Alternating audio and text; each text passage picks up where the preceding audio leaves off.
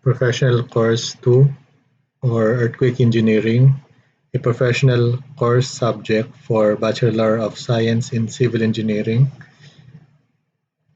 presented by and lecture was prepared by Engineer Alex M. Bantamano, instructor for the said subject.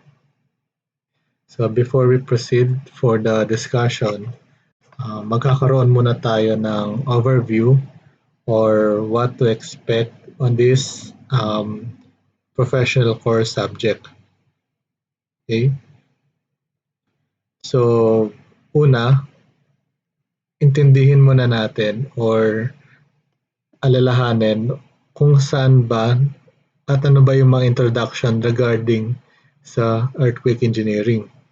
So, from the word itself, earthquake engineering, pag-aaralan natin yung earthquake with regard to the perspective of a civil engineer.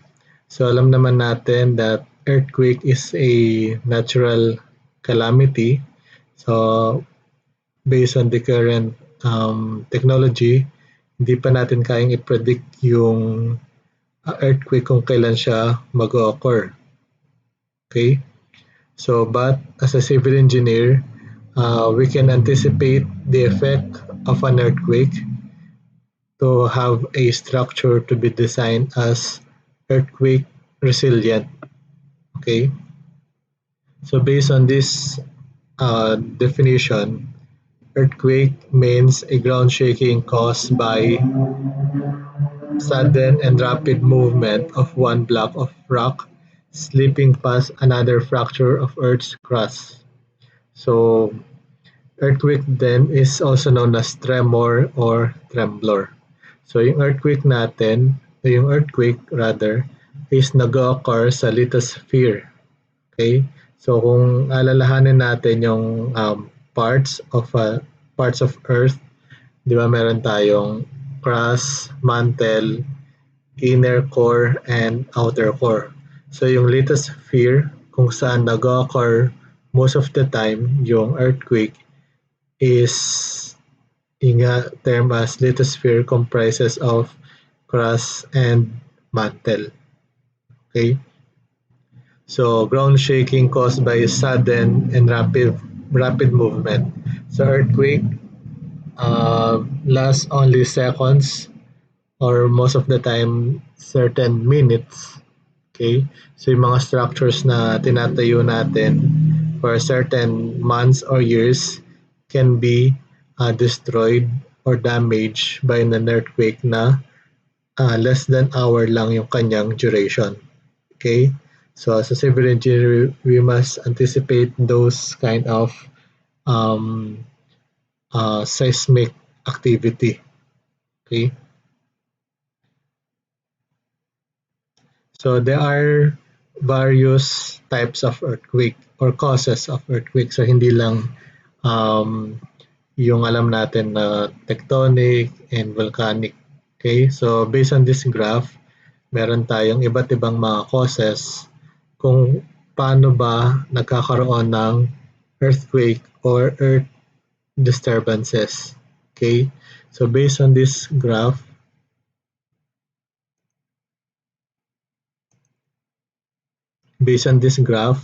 yung earth disturbances natin is divided into two groups, which is continuous disturbances and a single disturbances.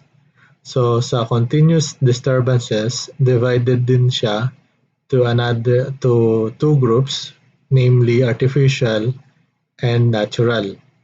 So one of the example for artificial continuous disturbances is yung traffic, yung mga mobility ng mga heavy vehicles, machinery, and among others. So sa natural continuous disturbances, meron tayong meteorological, water and motion, and volcanic tremor. So sa meteorological, natural continuous disturbances, meron tayong storms, due to wind, and due to frost. Under Water in motion for a natural continuous disturbances, we have due to surf or due to tides, due to streams, and due to waterfalls. And lastly, for natural continuous disturbances, we have volcanic tremor or caused by volcanic activity. On the other hand, for a single disturbances or yung um, one time lang yung kanyang disturbance is divided again into two groups, namely artificial and natural again. So some of the artificial single disturbances are blasting, such as dynamites, explosive tests, demolitions, bombing and bomb tests, gunfire, accidental large detonations. Those are artificial single disturbances.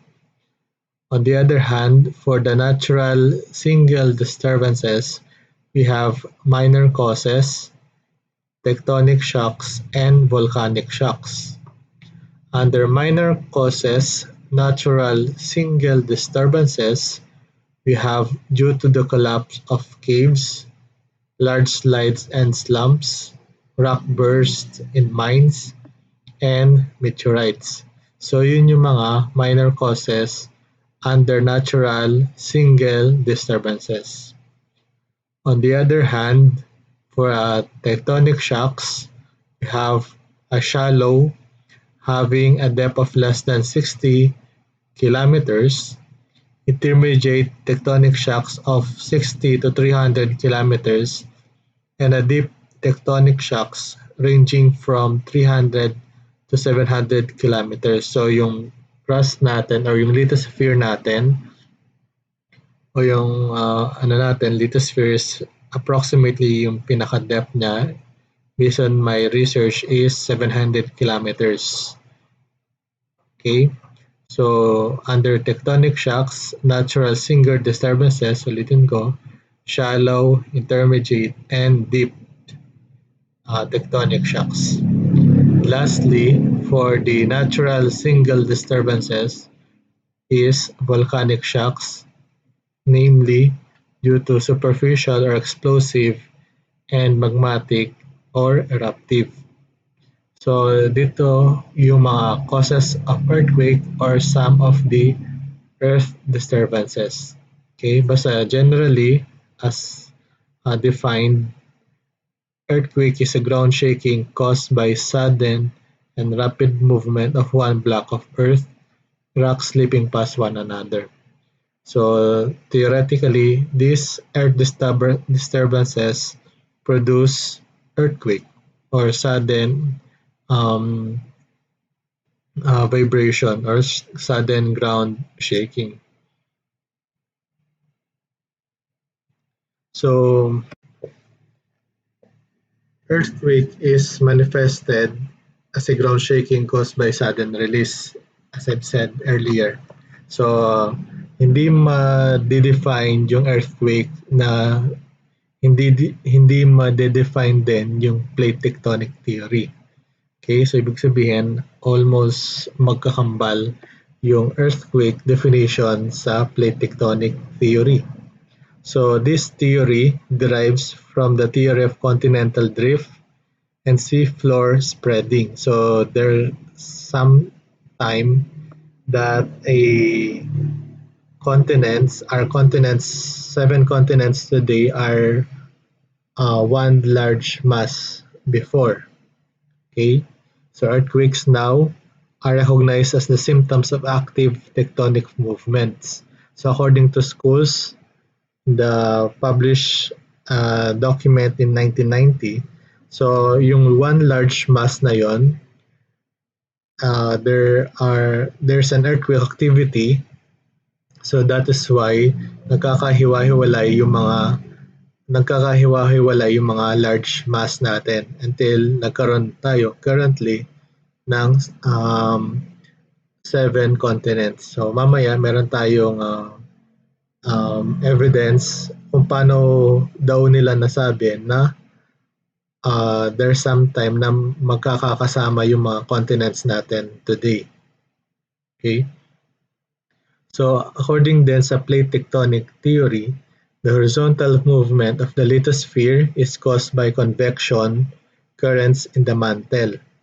So, based on those theory, gumagalaw daw yung Earth natin ng 1 to or yung mantle natin ng 1 to 10 centimeter per year.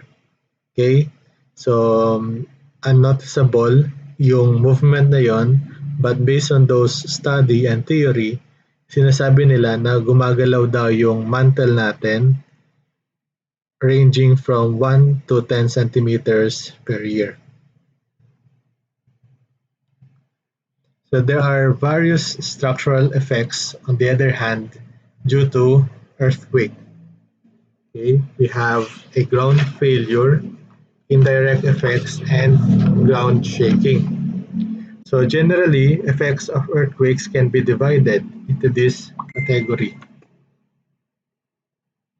First, for ground failure, it involves the movement of the ground surface at a location where geological zones of weakness uncross slips slowly or suddenly.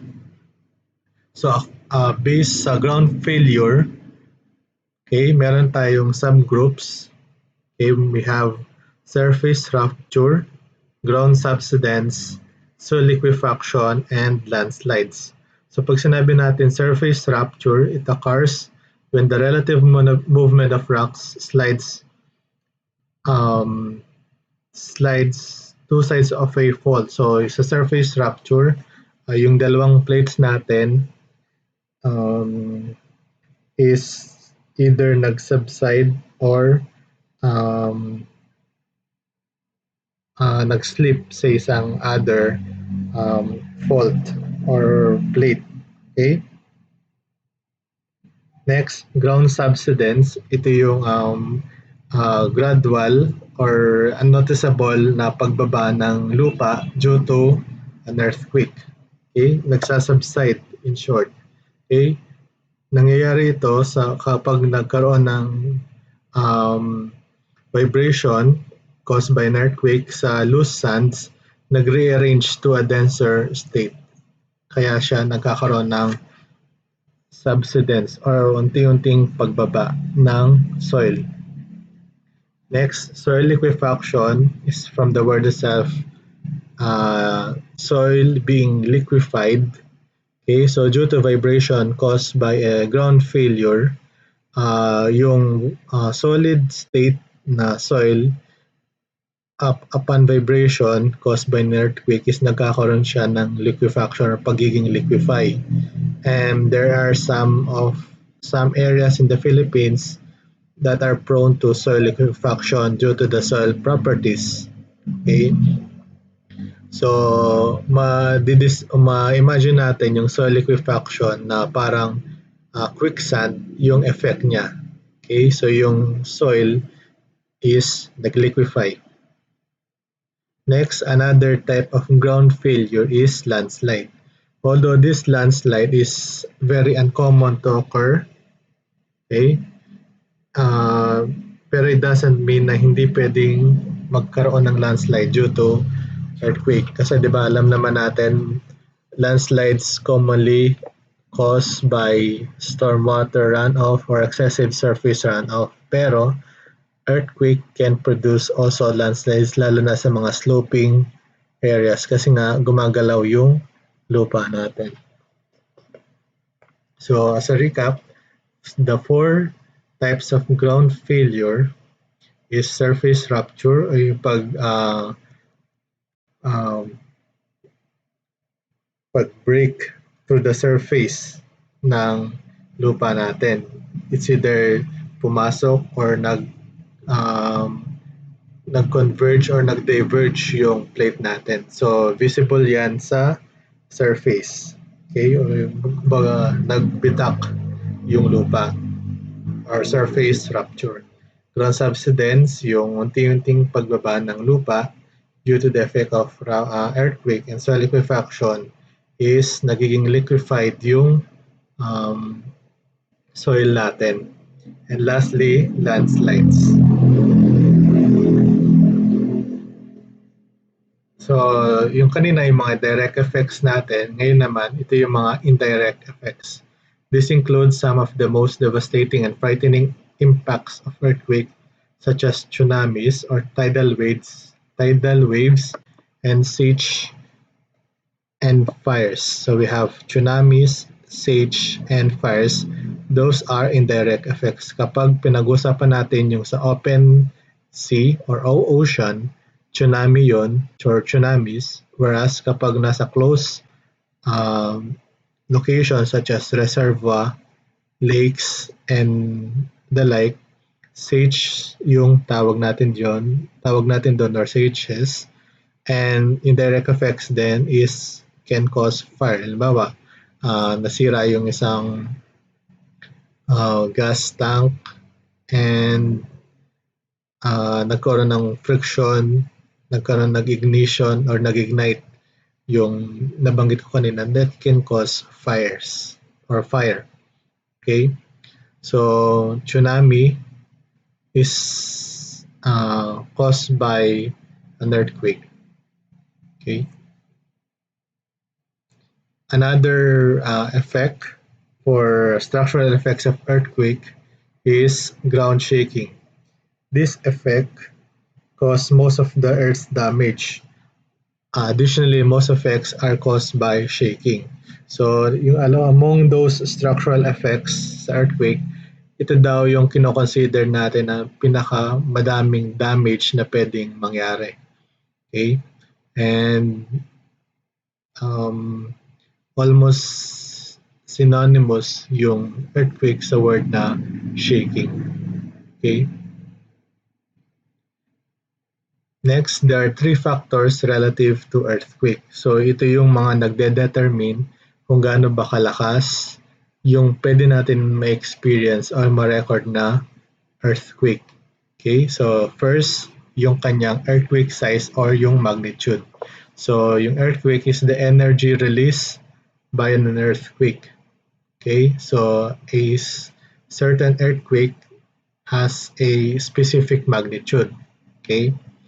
And most of the time, naririnig natin yung word na aftershocks. Okay?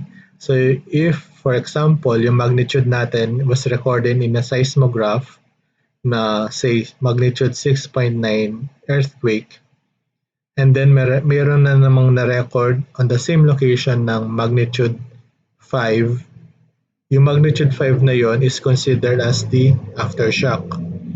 On the other hand, if meron tayong na-record na earthquake magnitude na kanina nga is magnitude 6.9 and yung another recorded earthquake is magnitude 8, yung magnitude 8 na yon is cannot be considered as aftershock after all. Bakit? Kasi yung definition ng aftershocks is a earthquake less than to the initially recorded magnitude. Okay? Kasi kapag less than yung magnitude na na-record natin kanina, aftershock lang yun. Ngayon, kapag mas malaki yung na-record na panibagong magnitude, panibagong earthquake na ngayon yun. Okay?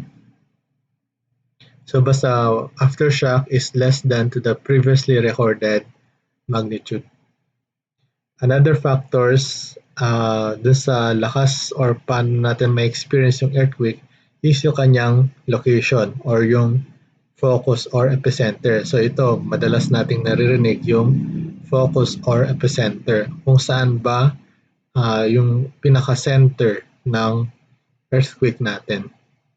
Next factor is yung kanyang material kung saan nangyari yung earthquake. Yung bang pinangyarihan ng lindol ay rocky, yung kanyang structure, yung bang pinangyarihan ng lindol is sandy, etc. So nagmamatter din yon sa kung gaano kalakas yung pwede natin ma-experience sa isang earthquake. So again, earthquake size or magnitude, location, subsurface, materials beneath the structure.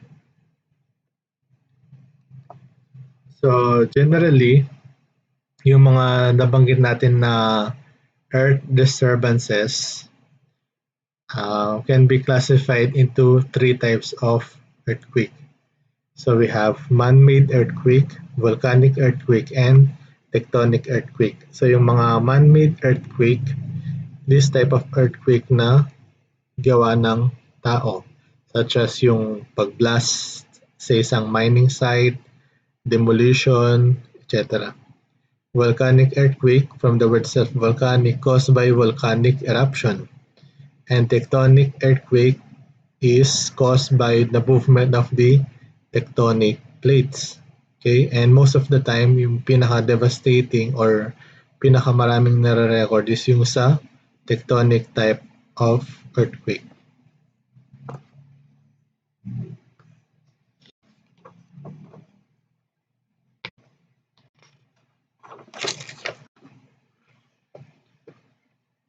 For plate tectonics and seismology, so nabanggit ko kanina yung plate tectonic theory. So sinasabi nga nila na one large mass daw before yung current natin na continents. Okay, so yung mga continents natin, di ba?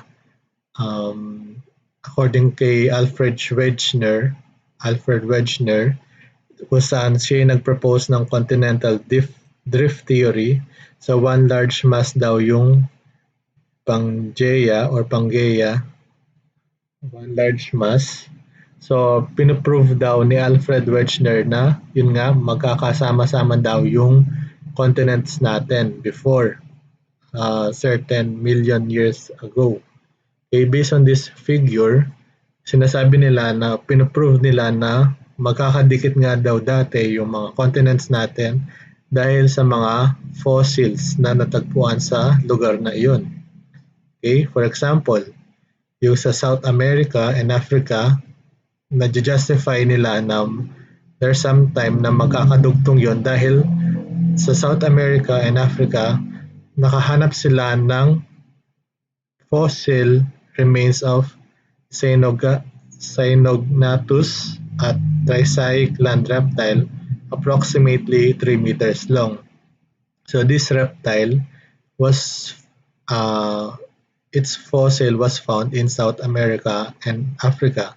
Kaya daw nila masasabi na magkadugtong before yung South America and Africa. Ganon din sa fossil remains ng freshwater reptile na ito na kung saan nakita daw din yon sa South America and sa Africa. Ganon din sa Antarctica, di ba yung Antarctica ngayon is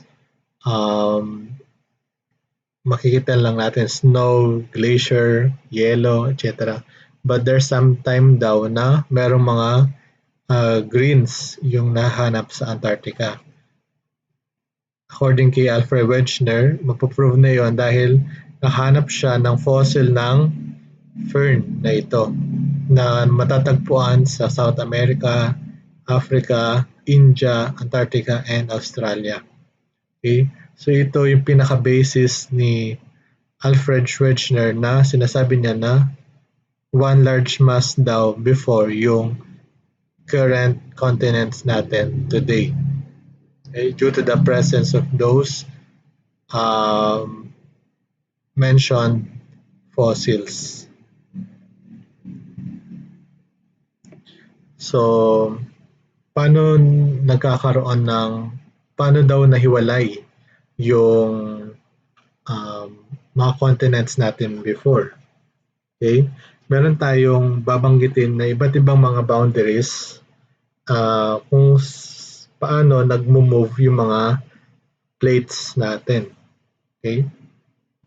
So first, we have divergent boundaries or rift zones na kung saan yung dalawang plate natin is nag-slide apart. Yung root word dito is slide apart. So, tinatawag din itong constructive Okay? It occurs where two plates slide apart from each other. So most of the volcanoes, mountains are result from this divergent boundary. Okay? Kasi yung dalawang plates natin is nagsaside apart or slide apart from each other. So, yun nga, aside sa mga earthquake, nagkakaroon tayo ng new ocean basin, continental splits, and ocean fills the basin. Okay? So, kung merong divergent, meron tayong convergent. Na kung saan yung convergent boundaries, tinatawag din natin yung destructive or subduction zone. So, tinatawag din yon na active margins ng kung sa divergent is nagsa-slide apart, ito naman nagsa-slide toward each other. So yung mas malambot na lupa, ito yung pumupunta sa ilalim. And then yung mataas na or mas matigas na lupa is yun yung pumapanik sa itaas na plate. Okay?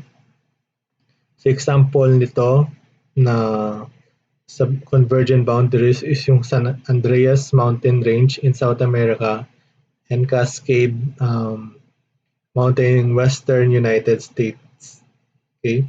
So, based on this picture, yung isang plate natin is nagsubduct paibaba, yung sa naman ng subduct pataas, meaning sliding toward each other. Convergent boundaries or subduction zone. So, transform boundaries or yung conservative, ito naman is nagslide or nag-grind towards each other. So, yung isa is pumunta sa other side, sa kabila naman sa the other side yung nagkakaroon ng shearing o yung horizontal slip. Okay? So, connected pa din sa plate tectonic theory is yung interplate and interplate. Okay? So, yung interplate, okay, ito yung mga earthquake na masasabi natin na 95% is nangyayari sa interplate. Pag sinabi natin interplate, dalawang plate yung nagkikiskisan or nagkakaroon ng seismic activity. So ano-ano ba yung mga sample ng mga plates natin? Meron tayong Eurasian plate, North American plate, Filipino plate, Australian plate, Pacific plate, Nazca plate, Antarctic plate or Antarctic plate, Scotia plate, African plate, Arabian plate, Caribbean plate. Okay? Pag sinabi natin interplate, for example, yung Eurasian and Filipino plate, nagkaroon tayo ng earthquake dito sa kanyang boundaries. Okay? Yun yung interplate. Na kung saan, ulitin ko, 95% ng earthquake natin is ganon yung kanyang occurrence. Pag naman sinabi natin intraplate, earthquake which may be virtually anywhere can cause considerable damage. So within the plate yung seismic activity natin. Okay? So faulting. It occurs when two large ground mass move with respect to one another. Nagkakaroon tayo ng elastic restraint o kumbaga nahihila yung dalawang plate natin and due to elastic restraint is bumabalik sa pinaghilaan kumbaga. Yun yung tinatawag natin na elastic rebound. Okay, so yung fracture na na-result yun sa pag-elastic or pag-rebound ng dalawang plate or boundaries is yung tinatawag natin ng mga faults or mga fault line, fault plane, etc. So yun yung result ng damage or fracture sa Earth's crust due to elastic rebound. Okay? So there are classifications of faults based on geometry and direction to relative slip. So meron tayong example dito ng isang boundaries So ito yung surface natin, itong kulay gray na hatch. Yung z-axis natin, yung zenith. We have the x-axis and we have the other axis. Okay? So yung azimuth natin or yung phi is the angle between the trace of the fault, the intersection of fault plane with the horizontal. So ito yung fault trace natin, itong guhit na to, and with respect to the horizontal axis, sa x-axis natin, yung angle na na-produce na to, yun yung azimuth niya o yung phi. Next, dip is the angle between the fault and the horizontal plane. So ito yung fault natin, fault plane. Yung fault plane, itong white na to, from the word itself, plane. Pag sinabi natin plane, it is a two-dimensional unit or area. Fault plane, fault area, and any name you name it, basta two-dimensional. Pag plane or area. Okay? So yung distance daw, yung angle between the fault and the horizontal plane, ito yung horizontal plane natin, tsaka sa fault plane natin, horizontal plane to the fault is the dip o yung dip. Okay? Ito yung I forgot this name, but yung distance or yung angle between the fault and to the horizontal plane is the dip. Next, slip or rake, the angle between direction of the relative displacement horizontal direction. So the distance or the angle of direction sa horizontal direction. Okay? So, halimbawa, ito yung fault na displacement natin or yung delta U. Okay? Delta U means displacement. So, yung angle na yon from the fault trace to this displacement is yung alpha or yung slip or rake.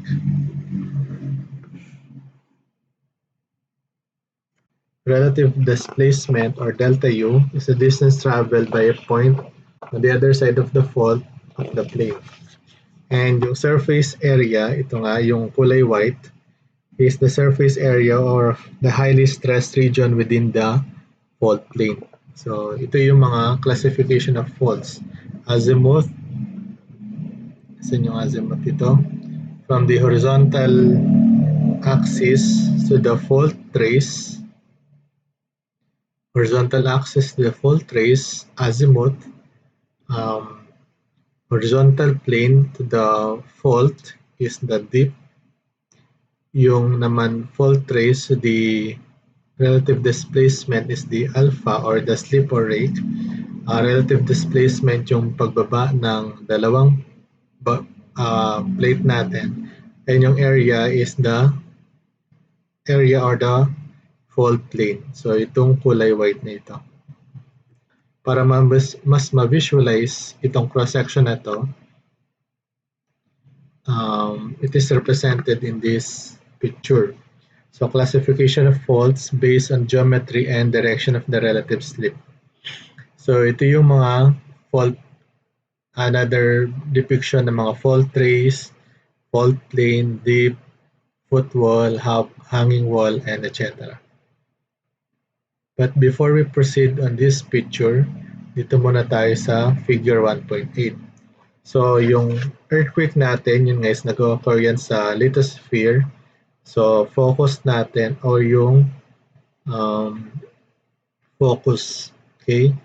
And kapag ni-reflect natin yan sa surface, yun yung epicenter natin.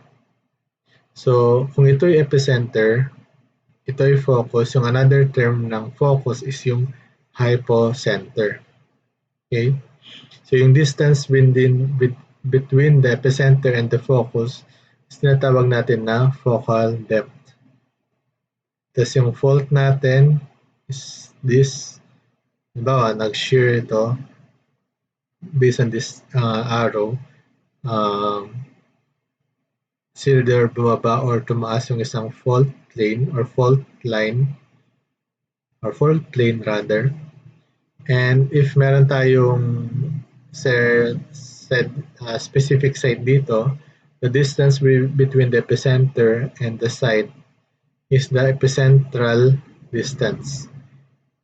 Distance between the epicenter and the site is called as the epicentral distance, while the distance between focus and the epicenter is called as the focal depth. Next, balikan natin tong picture na ito. So if our cross-section is, ito yung footwall, ito yung hanging wall, ito yung gray na ito yung fault plane, ito yung trace niya, ito yung dip. So masasabi natin na normal fault if yung fault plane natin or yung cross-section ng lupa, yung hanging wall ay bumaba, na-expose yung fault plane sa taas, that means normal fault. On the other hand, kapag yung soil natin, yung hanging wall natin ay tumaas, na-expose yung fault plane sa ibaba, yun yung reverse fault. Next, sa lateral strike slip fault, kapag yung nag-transform yung boundary natin papunta dito, na-expose siya dito, left lateral strike slip fault yung tawag doon. On the other hand, kapag naman nag-slide papunta dito, tinatawag natin na right lateral strike slip fault. Okay? So yun yung classification of faults based on geometry and direction of the relative slip. Next, seismology. Seismology is the scientific that studies seismic activity from various sources, such as tectonic, volcanic, and among others. In particular, the propagation of seismic waves through the interior Earth's surface and their environmental effects are as follows. Or mamaya pala. So, kung merong seismology, meron tayong engineering seismology. So, sa engineering seismology, it is the applied branch of seismology that focuses on characterizing seismic hazards at a site or region in order to evaluate risks to various vulnerable infrastructure systems. Seismology is the study of earthquake. Engineering seismology is the applied branch of seismology. So sa seismic wave, meron tayong dalawang type of waves. We have body wave tsaka surface wave. So if meron tayong occurrence ng lindol dito sa cross-section ng Earth natin, nagpo-propagate to the surface of the Earth yung earthquake natin. Hindi lang siya concentrated sa isang lugar. Nag-propagate siya. Okay? So for example, yung earthquake na nangyari sa Paris, mararamdaman din yan to the other part of the Earth due to vibration and propagation of earthquake. Seismic waves radiate or propagate from the focus and travel in every direction. Yun nga sinabi ko kanina. So the portion of the energy release of fault as shaking first travels. So unang mararamdaman yung body waves. So yung body waves natin comprises of P wave at saka S wave. Mamaya i-discuss natin yan. And then kapag naramdaman na yan sa surface, definitely it is called as the surface wave. Okay, so mas mabilis maramdaman yung body waves kaysa sa surface wave. So meron tayong sample dito ng records from a seismograph. So yung P wave natin, yung unang pagtaas or yung pagsipa ng amplitude ng earthquake. So if it is millimeter per second, Yung unang pagpitik ng seismograph, yun yung P wave natin. And then constant vibration until such time na nagkaroon ng malaking movement sa seismograph, ito yung S wave natin, yung pag-arrive ng S wave. So based on this picture, nangyari yung P wave natin at the 0.7 seconds and yung S wave natin is nangyari at the 8.7 seconds. Okay? So yung distance na to is sinatawag natin na amplitudes. Okay, kamukha sa mga sounds. Okay? Basta ang P and S waves are body waves.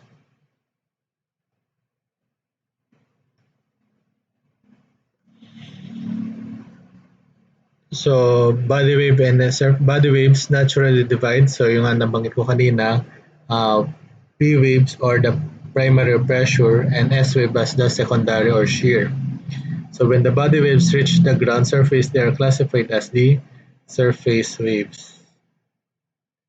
So, the distance between the P and S wave is ito, delta T. Okay, tapos yung pinakamataas na acceleration due to the arrival of P and S wave is yung tinatawag natin na peak ground acceleration or PGA. Okay? Later on sa mga succeeding topics, pag-aaralan natin in detail pa yung peak ground acceleration. Okay? So generally, in any solid earth material, P waves travel at about 1.7 faster than S waves. So mas mabilis daw ng 1.7 times yung P wave compare kay S wave. The velocity difference in the waves that the height of amplitude are relatively varies. So kasi nga 'di ba parang pag ganyan siya. So nagva-varies yung height of this amplitude. So pero yung pinakamataas yung peak ground acceleration. So S waves having a slightly greater amplitudes than P waves. So mas malakas yung amplitude ng S wave naman compare kay P wave. So yun. Kung mas mabilis mag-travel si P wave, mas malakas naman or mas mataas naman yung amplitude ng S wave compare kay P wave. The propagation velocities of P wave and S waves within the isotropic elastic medium density denoted as Vp or Vs or the velocity ng P wave at saka velocity ng S wave is based on this equation. So Vp or the velocity in the P wave is the square root of E quantity minus V over density 1 plus V quantity 1 minus 2V, whereas E is the elasticity and delta means, or this one is the density and V is the Poisson's ratio. For the Vs, we have the square root of the elasticity divided by the twice of the density multiplied by the 1 plus the Poisson's ratio. Continuation for the focal distance or yung linear dependent on the lag time. So yung lag time is yung distance between the P wave and the S wave. So yung daw focal distance or based on this diagram or figure, yung layer type ng Earth, yung crust, upper mantle, lower mantle, outer core, and inner core, depending on its depth, di ba yung Earth natin is approximately 6,400 kilometer in radius. Okay? So yung kanilang approximate value of P wave and S waves in terms of kilometer per seconds are as follows. Okay?